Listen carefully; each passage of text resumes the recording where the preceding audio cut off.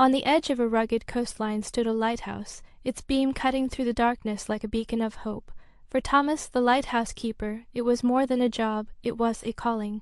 He had spent his life tending to the light, guiding ships safely through treacherous waters. His days were solitary, his nights long, but he found peace in the rhythm of the waves and the steady glow of the lamp. One summer a woman named Clara arrived in the nearby village. She was a painter, drawn to the wild beauty of the coast. When she first saw Thomas, he was standing on the cliffs, his silhouette framed by the setting sun. There was something about him, his quiet strength, his unwavering dedication, that captivated her. They met by chance at the village market, and their connection was instant. Clara began visiting the lighthouse often, bringing her paints and canvases.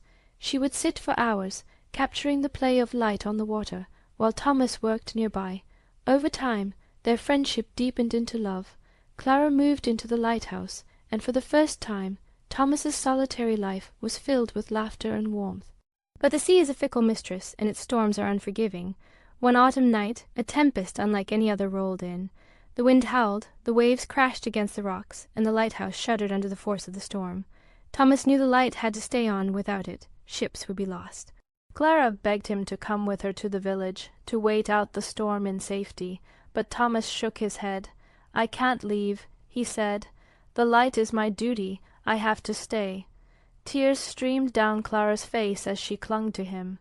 "Please, Thomas, I can't lose you." He cupped her face in his hands, his eyes filled with love and sorrow. "You'll never lose me, Clara. No matter what happens, I'll always be with you." Reluctantly Clara left, watching from the shore as the storm raged on. The lighthouse stood defiant against the wind and waves, its beam cutting through the darkness. But as the hours passed, the storm grew stronger. The lighthouse began to sway, its foundation crumbling under the relentless assault.